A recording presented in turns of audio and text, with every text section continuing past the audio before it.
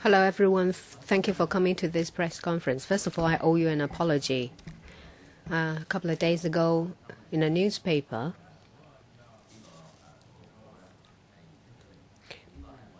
parts of the report was revealed, and it's something that we don't want to see. It's very difficult for us. Members, most of us, have, we abide by the confidential agreement, and now there is a leak, and we can't find out where the leak came from. And all we can do is to stick to our personal code. And I apologize to you that a newspaper has obtained the information a couple of days ago. This is a report on Chapter 4 of report number 63. And previously there was Chapter 3 report, and we have taken more time to finalize and report to you the Chapter 4 of the report, which is related to the air traffic control system. We have held 6 meetings, one of which is to visit the CAD, Civil Aviation Department. And we have used very strong words in our criticism. We've had a number of internal meetings in the compilation of the report. It's not just about a waste of money. Hong Kong is an international aviation hub. Hong Kong is an international financial center. If our air traffic control is not properly done, it will have far-reaching implications to Hong Kong. It will harm life and property. We've always spent a lot of time and effort on report, but this particular issue is very complicated, and that's why we have taken more time to prepare the report, and that is the reason. We have looked over a number of areas. First, procurement of the air traffic control system. They spent $486 million for procurement of the system, and yet its delivery has been delayed for 3.5 years. It wouldn't be a problem if they had explained to the council and also the community, because LegCo has the duty to monitor how the government spends money and to ensure that the money is spent in a cost-effective manner. However, they never reported the delay to the PWSC or Finance Committee or the relevant panel. When they came from $1.5 billion, they told us that the current system was still in use and it would have to be phased out by 2012. And even if were to continue to use, there would be problems. Now it is the 3rd of June 2015, and we're still using the old system. So we find it strange. How come the department never came back to the council to explain what had gone wrong and whether they had hidden anything from us? So we've been considering these issues. And secondly, we also look at the tendering terms.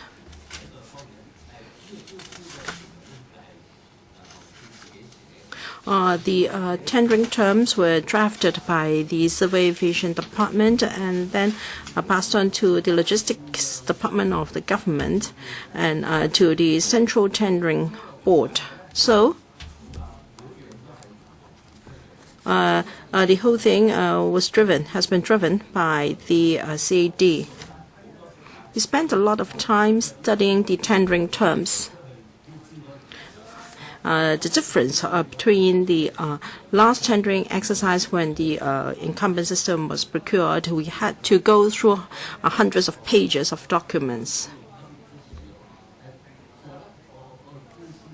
For the last tendering document,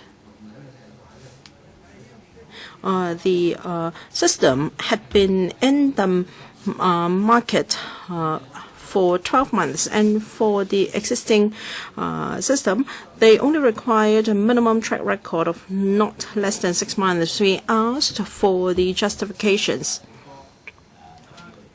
A minimum track record of 12 months was first required because we would then have a year through with different weather conditions. They explained to us, but we didn't find it acceptable. And there are other things in the tender documents, and we can address them if you ask about them later. And then for the procurement of the precision runway monitor project, they spent $101.4 million to buy it. It was enough to build a new school. When they came to LegCo for money, they claimed that the system would make it possible for independent mixed mode of operation of our airport's 2 runways, and therefore to allow more takeoffs and landings. But they didn't explain to the council that the radar wouldn't be useful unless there were technological advancements. I think so far the radar has been idle. So the objectives for asking the money were never achieved, and it is now put into standby mode. So this is not just a question of money, it is also about safety. Now I am happy to answer questions from you. Now, the lead member for this inquiry is Mr. Kenneth Leung. However, other members of the committee have devoted equally lots of time to the inquiry. We have Mr. Leung Shing, Mr. Wong Yuk Man, Mr. Posey, Mr. Gary Chen, and Mr. Alan Leung. So, therefore, devoted a lot of time to the study of this chapter, and we're most grateful to the Secretariat. They even spent more time than we did on this chapter. Many friends from outside the government also gave us a lot of feedback, assisting us to understand such a complicated system, and everything was considered in a fair, open, and just manner. Yes. One by one, please, and please identify yourself and also the organization you represent. Apple Daily, Chairman. Would you think that this is one of the most serious incidents in recent years? Because apart from money, life and property is also at risk. And will you require the relevant department to give a fuller account of the things that had happened? Mr. Kenneth Leung. First, we spent a lot of time in drafting the report, and secondly, you can see that there's been serious dereliction of duty involved. Now, this is not just about the air traffic management system. Now, it is about life and property, human lives. And secondly, it's also about Hong Kong's status as an aviation hub. We are, the Asian aviation hub and also a financial center. Should anything happen, can we maintain a position as an aviation hub in Asia? This is questionable. And secondly, the tendering procedures. The CAD is not the only department that have to go through tendering departments. Other government departments are doing the same. And how come the terms were drafted and implemented in such a manner? After 6 meetings in a row, in the main, we were of the view that we're not happy and not satisfied with the answers. As regards follow-up actions, we proposed to the Transport and Housing Bureau to monitor in a more proactive manner. the implementation of the ATMS, whether it can really be commissioned in the first half of 2016. According to the director of CA, it should be commissioned in the early part of 2016. It's just about 12 months away from now. And we also recommended to the THB that when it deems necessary, it can employ independent outside experts from the government to see whether the system we have procured is safe, efficient, and reliable. I think I will leave time for other colleagues to supplement. And you asked whether this is one of the most serious or the most serious case we have seen in recent years. Mr. Pawsey, I am not really a very experienced member of the PAC, but this case indeed we feel that it is most serious negligence, and therefore you can see that our conclusion is rather strongly worded. Last time, it was about the construction of a shower room and also a dancing room. Yes, it was an irregularity, but this time it is about safety, which we cannot compromise. Can we go on to the next question? Oriental Daily. Good afternoon. I'm from Oriental Daily. Can you speak up, please? Regarding the new ATMS, it is said that it hopefully could be commissioned in early 2016. Now, if in the first half of 2016 it cannot be commissioned, what concrete follow-up action will you take? And Mr. Norman Lowe, the Director General, will retire in September next year. What action would you recommend to the government to follow up? Because they said that there might be some disciplinary action against Mr. Norman Lowe, Director General of CA, to the extent that perhaps some pensions would be deducted. Now, we are not the government. We are just the Public Accounts Committee of the Council. We are exercising Article 73(2) of the Basic Law. Article 73(2) of the Basic Law, that is to monitor government expenses. It is not within our portfolio to advise the government how to act. It is something entirely for the government alone. Perhaps I will defer to Alan Leung to answer the rest of your question. Thank you.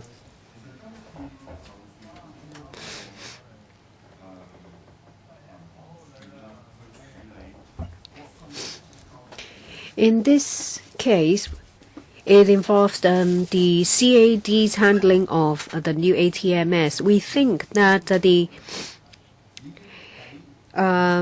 mistakes were quite serious because at the stage of tendering,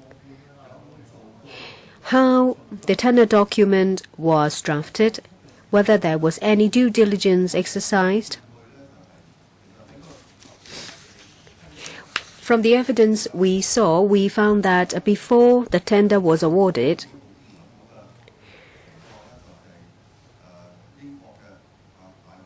there was information that can easily be found on the internet. David Cameron visited India, and when he was there, he found that he visited the airport, and for a few minutes, information from 83, that is the air traffic problem, the air traffic management system, disappeared for a few minutes. We asked further questions because we wanted more information to be found before the tender was awarded. And of course, there are other significant issues, say, for example, as stated in the report, the proposed system. What is the definition of system? Is it tailor-made to the contractor who was later awarded the tender? That was our doubt. So it was the tender was awarded. When it comes to implementation, there was a delay of 3 years. The latest estimate was the middle of 2016, that is end of June, when it can be commissioned. But from the information, the papers we have received, it said that if the new system cannot take the place of the old system simply cannot sustain because parts cannot be replaced, and there will be a lot of problems. So it's practically falling apart. So there are a lot of irregularities identified. And we don't have the system as promised in the Finance Committee. And now we see that it can only be commissioned in June next year. So all the way from drafting the tender documents, the processing of the tender exercise, whether due diligence was done, and the monitoring of the implementation of the contract, have displayed serious negligence. And we are concerned that if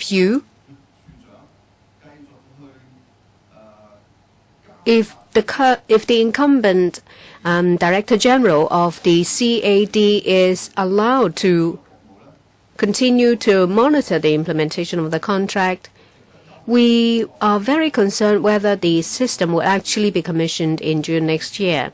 That's why we make a suggestion to engage an external and independent expert to assess the safety and performance of the new ATMS.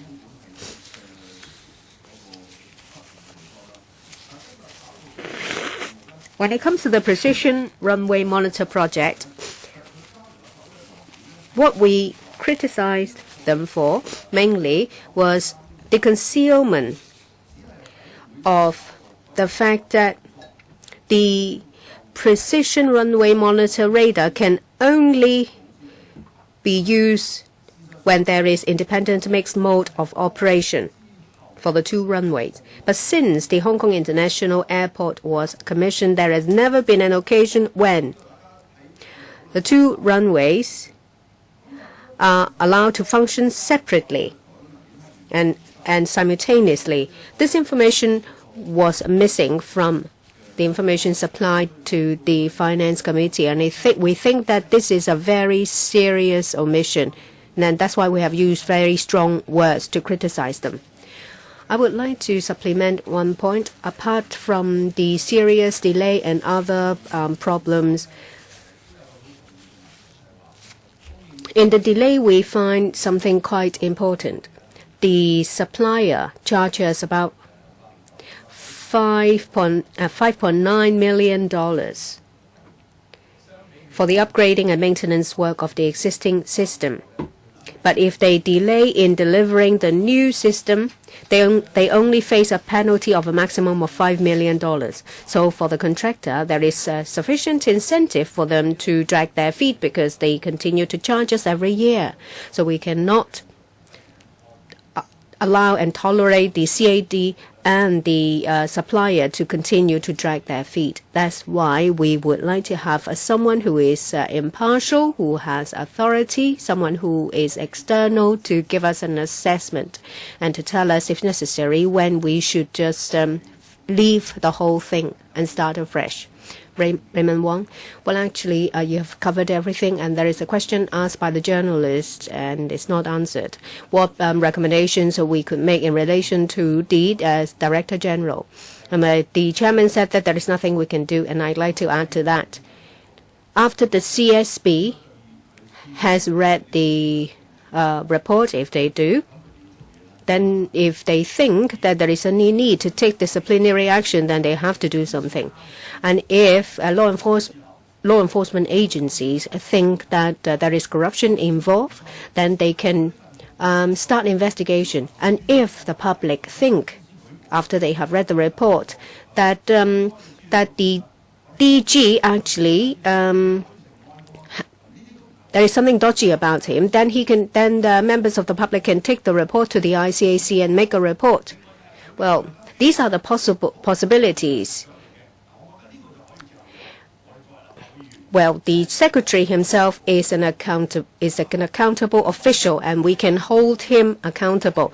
That is Anthony Cheung, the secretary for Transport and Housing. Yes, the CAD may come to us for funding, but they still have to go via the THB. So the secretary for the TH has the biggest liability. Now we have a report. We have clearly stated that we strongly condemn and deplore that the Director General, as head of the CAD, had blatantly failed to perform his responsibility and duties in ensuring that due diligence relating to the ATMS contract was conducted adequately and thoroughly, the conditions of the contract set out clearly and appropriately, and it was implemented effectively on schedule and in a cost-effective manner. As we said, you all have the right to follow it up. I would like to talk about the contract variation. Mr. Kenneth Leung. Well, there is a serious problem. When you are looking at the tender, you will look at two major areas, technicality and price. According to the Central Tender Board, we know about the criteria. There will be scores given to the price and also other technical areas, and there is a weighting. And in 2011, February, the CAD awarded the contract to this contractor. We wonder in our 6 meetings, and we have spent a lot of time to ask questions in this area. After the contract was awarded to this contractor, it only took 11 months. That is, in January 2012, there was the first contract variation request. And it's made by the contractor, that is the one awarded the tender. And as a result, $42 million extra has to be paid, that is in Hong Kong dollars. And then another 9 months later, October 2013, there was the second contract variation request, and this time it requires an addition of 46 million Hong Kong dollars. So the contract was awarded based on this price and this level of technicality, and then later more were asked for. We were not happy with the answers given by the CAD in relation to the contract variations. Allow me to follow up on this point. Regarding the contract terms, when we invited tenderers to come, we told that that such variations could have been included in the original tender document. Either the tender document was not properly prepared, or it was just an opportunity given for them to vary the contract at $90 million. And the difference between the first and the second tender price was just $90 million. So we spent a lot of time on this point. Contract variations is not a simple thing. It should be dealt with in a fair manner. Another question, please. Cable TV. Can you speak up, please? Yes, I'm from Cable TV. You use the term strongly condemn. I'd like to know whether this is the strongest wording and the most serious of the kind. And you talked about inadequacies. What is the role of the assistant DG, Mr. Wong Yok Man? Well, we had 6 meetings and to take evidence, and then we had internal meetings to form a judgment on the evidence taken, and our conclusions could be found in the report. I just read out a paragraph to you. There's been negligence, and the Director General has not exercised his responsibility properly, because the 2 variations cost the government $90 million.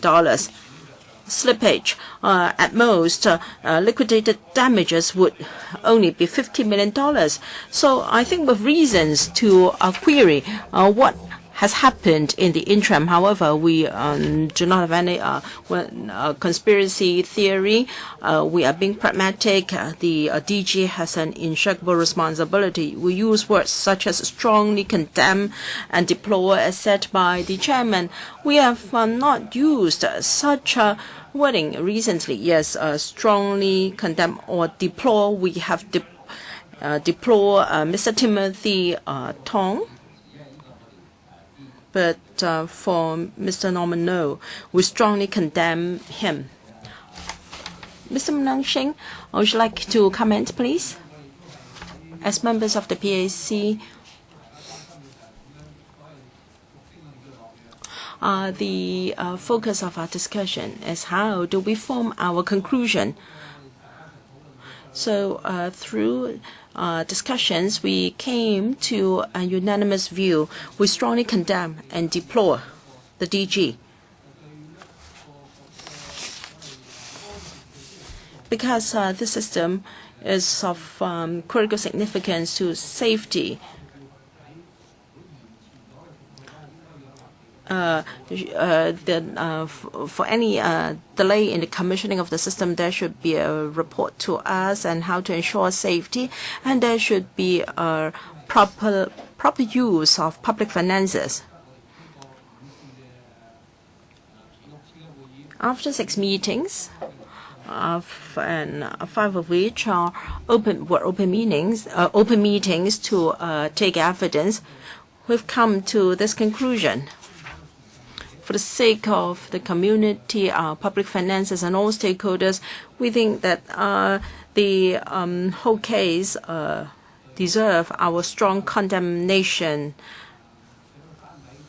I think it's quite rare for PAC to pass such a comment on a department, not really a department, on an individual, or both. Any supplement from Ms. Ellen Leung? All right, we'll allow you to ask as many questions as possible. Our replies may be a bit lengthy because we want to give you more information. RTHK? The incident concerns passenger safety and could endanger lives. Do you think that the Transport Bureau has really failed miserably in monitoring the CAD? And is there any other follow-up action that you can take? And the second question is the Director General of Civil Aviation, of course, he's still leading the department. How confident are you that the new system will be put in place by June next year? Thank you. Okay, I ask Kenneth to answer part of the question and Paul to answer the other part of the question. And if other members like to chip in, I'll be very happy for them to do it. Okay. Of course, I think the Transport and Housing Bureau, as the supervisory bureau of the CID, has a duty and responsibility to supervise the operation of the department. And that's why we have spent quite a number of paragraphs setting out our recommendations, how the Bureau should follow up this matter, including, of course, Alan Leung mentioned that we recommend them to engage an external consultant. Team. Expertise. A team, yeah. A team of experts. Well, I mean consultants, okay? To ascertain whether the air traffic control system, which has been procured, is reliable, safe, and effective. It's very important, reliability and safety. And I'll defer the second part of your question to Paul Tse. Paul. Well, during the course of the proceedings, we were repeatedly given to understand that the latest when the whole system will be in place will be sometime in June next year. But that is the assurance that we're given. But at the same time, bearing in mind that the sort of 3.5 years delay that we've been experiencing, and bearing in mind that in matters such as the air control system, safety is paramount. So obviously we'll make sure that the safety concern has all been addressed before we'll allow we'll accept any sort of commencement of the new system.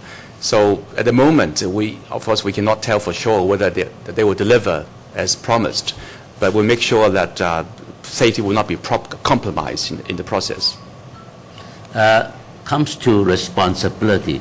be they secretary, being responsible officers, or any directorate, and they head a department, they have a duty, a fiduciary duty, to do their utmost to deliver any system that they have put forward to LegCo for funding and for implementation, as Gaki explained earlier, that responsibility not only falls on to the junior officers, but they have a responsibility to deliver, and also a responsibility to ensure that information is not only flowing downward, information must flow upward, sideward, and to have a sunshine policy.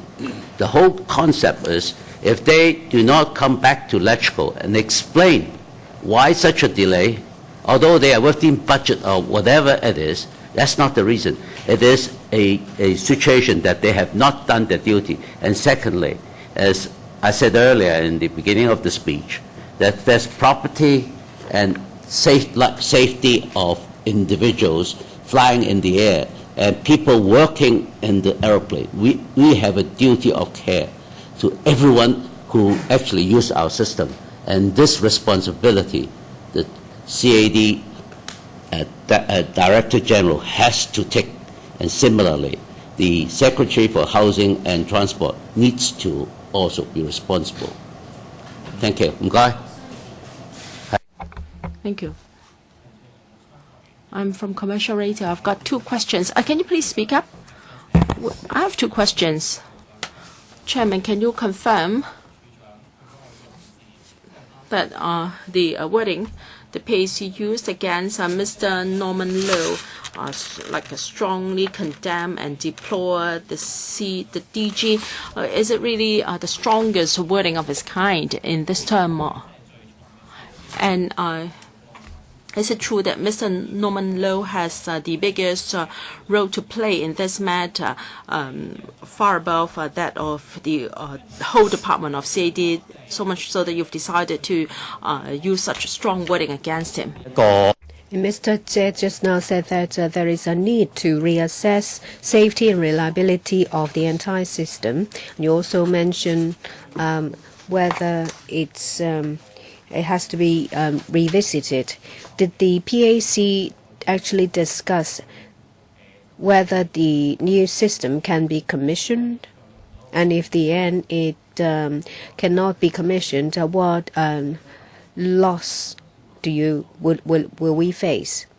As I said, that this system affects lives and property.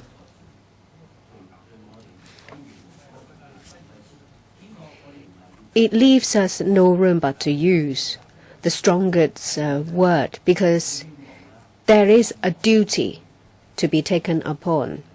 And we want all departments, not just the CAD. If a department deals with matters related to property and life, then they have the duty to do their job properly. And in this regard, the CAD did not properly perform its duty. And on the contrary, there were significant problems surfaced. And there was a delay of 3.5 years, and there was a lot of public money used. $100 million was put into it, and it could have built a hospital, a school, facilities for children. So resources are not to be wasted in this way, and they have the duty to make sure it's properly spent.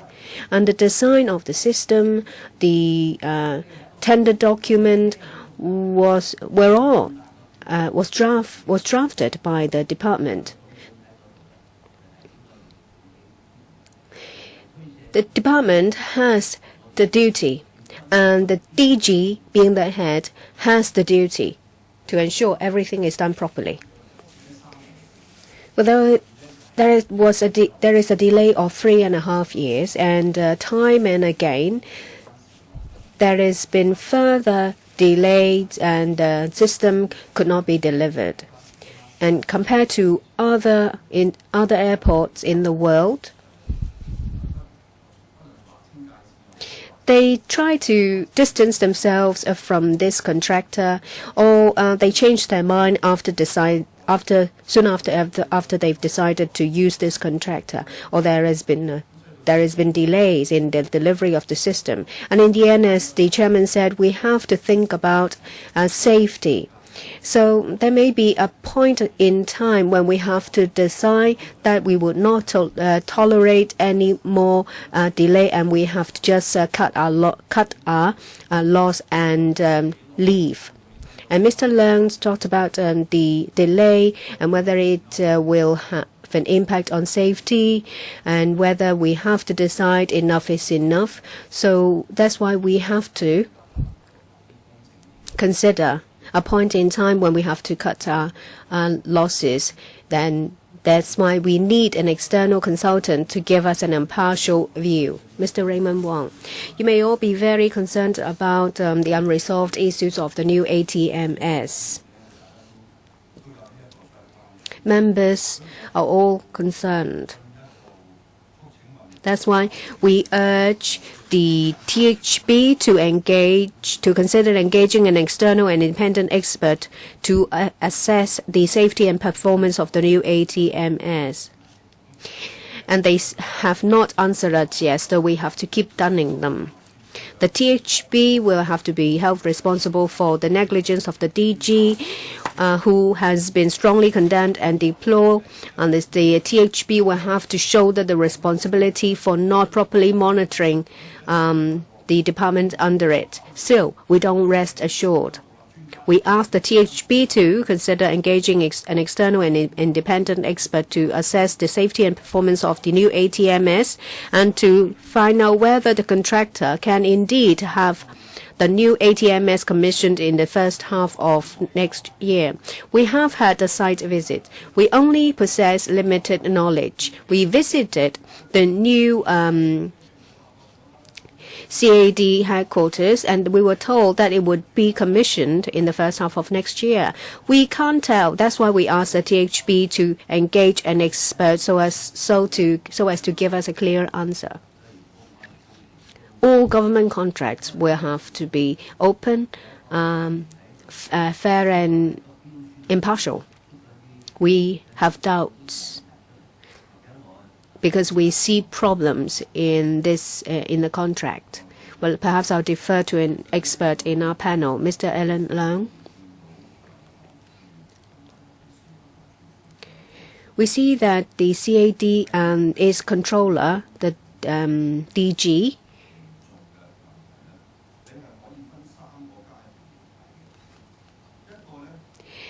And the serious irregularity of the new ATMS, you can look at it in three ways. First, before the contracts were signed, the signing and drafting of the contract and implementation of the contracts. After we have had the public hearing and our discussions, we note and we have noticed certain issues and we have drawn conclusions. We have identified irregularities in each aspect of the three. Say, for example, the drafting of the contract. There is one thing we find problematic. The tender document only requires the tenderer to provide a system with a minimum track record of not less than 6 months. We find it strange, because if you only require the tenderer to provide a system with a minimum track record of not less than 6 months before you award such a huge sum, we are talking about all 8 contracts together amounting to $1.5 billion. The system itself is about $480 million. So, during the tendering stage, why would you set such a short length of track record as eligibility? Shouldn't you have required a longer operation period? And the last contract required a year. Yes, the last contract required a year and it's been shortened to only 6 months. And we asked the DG and the assistant DG who assisted him. We asked, this 83 was used by only a handful of airports. So, the successful tenderer, what has it submitted to support its track record of 6 months? And then he said that, well, that is not an understanding of the tender document. It's not for the entire 83 system to be operating for 6 months. If a part of the system has been used in one airport and the other part is used by another airport, it can be accepted as meeting the requirement. So we asked, is it the case that all tenderers or potential tenderers are aware of this fact? And the answer was no. The understanding, as was given to us during the public hearing, has never been made known. And during the tendering exercise, there is a serious mistake, because you have to make sure that you are fair to all tenderers or potential tenderers. You can't say that, well, since you are you have given us the previous system, so you should know what we have in mind. Well, I was asked by the chairman to explain to you.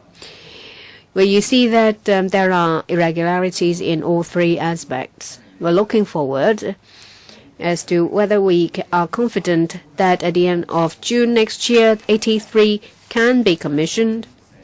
To be honest, in the hearing, we see that the CAD and in particular the DG has made a lot of omissions and mistakes, and given his track record, we are not very confident. That's why we made the suggestion to ask the government to consider engaging external and independent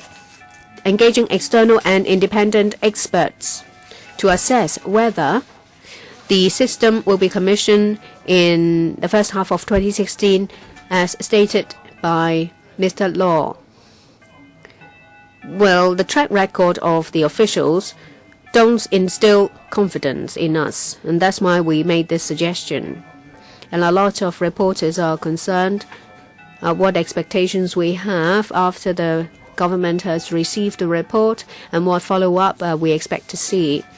Well, apart from urging the CAD to make sure that the system will be delivered before the first half of 2016, the government will have to engage external independent experts. And Mr. Liu and also some officials of the CAD are civil servants. The government has a set of codes regarding the management of civil servants, so it's not for the PAC to dictate what the government should do, and I believe the CS4A will respond at a later stage. And we also have to follow up whether there is any liquidated damages that the CAD can claim, but will not comment further because there might be litigations or arbitration later. And in fact, we do not go in depth into this in our evidence-taking process. Anyway, the new ATMS made the PAC very uneasy, and we do not have enough reasons to assure us that the system can be delivered by end of June next year, because there are still 16 issues not resolved. Mr. Kenneth Leung, the date of commissioning, the target date is now June next year. Of course, I hope that can be on time, but An even more serious issue is, as said by the chairman, there are 16 technical issues not yet resolved. And if we set a deadline for the commissioning of the new system, we're not sure whether the 16 technical issues can be adequately resolved. We are worried that they might be rushed into commissioning the system without properly addressing these issues. This is the concern of all the PAC. And then there is a contract for a term for rescinding the contract, and that is if the supplier has sovereignty delay in delivering the contract, then the government has the right to rescind the contract. And for how much longer do we have to wait? Do we wait until 2016 or 2017 or 28 before the government takes this move to rescind the contract? This is something for the THB to consider very carefully, because this is not just about money. Once again, I reiterate, we are talking about the safety of property and lives, and also Hong Kong's position as an international and regional aviation hub and financial center. Our reputation is also at stake. We do have such a mechanism, but in the 6 meetings, I can say on behalf of my colleagues, there was no single answer which we were satisfied, whether it be from the department or elsewhere. So we are very, very worried about this matter, and we really hope that the THB can take or can give us some appropriate responses so that the matter can be set right. Last 2 questions. Report you specifically named the head of CAD as being negligent. And so would you say that this whole fiasco was due to the recklessness of one person, or does it actually reflect a more deep-seated systemic problem within the department and also the government as well? Because as we see, it's got a track record of, with the radar, of spending recklessly as well. We haven't used the word reckless. We have used the word negligent and incompetence. In respect to the drawing up of the tender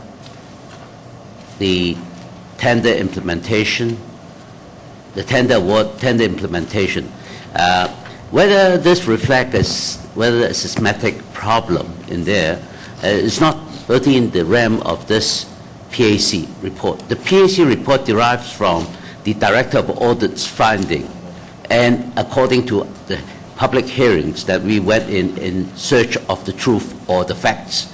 And on those basis, we identify and focus our attention on the procurement of the new ATM system and the PRM radar system. So our task is very specific, task-oriented. We haven't actually looked into the governance or other problems of management. That is, we only highlight the problem. It's up to government to do what they do, because they are not a department that under our responsibility.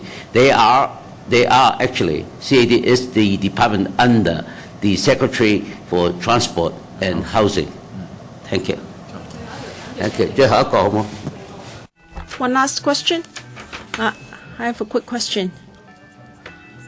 It said that before the DG gave evidence, you received many letters from staff of CAD claiming that the facts were not as what the DG said in his statement.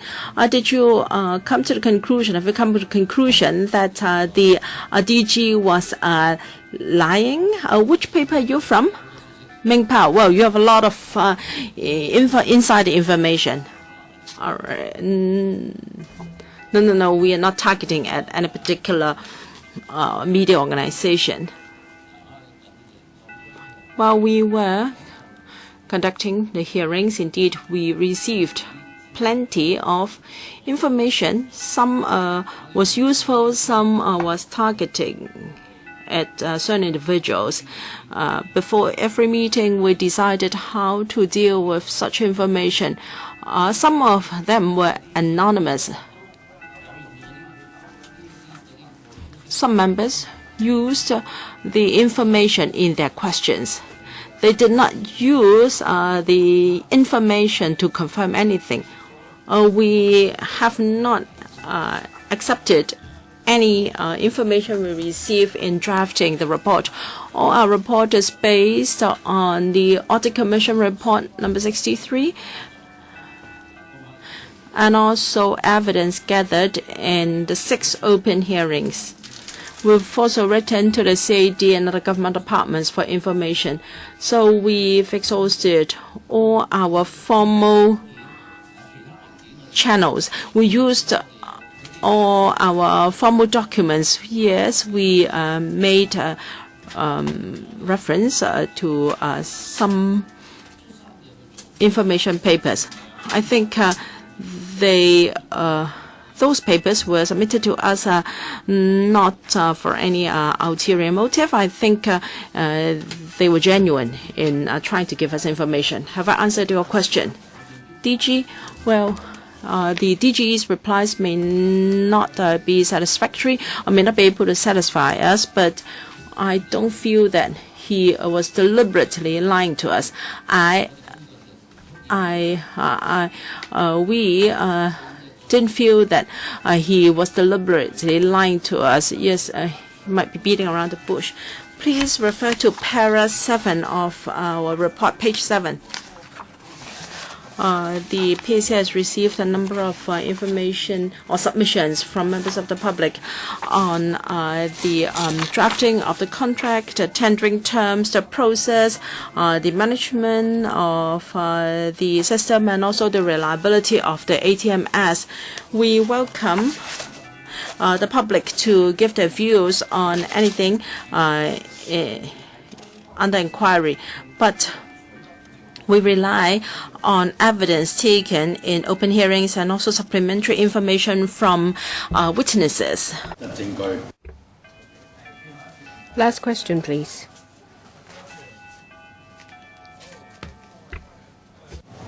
Standard.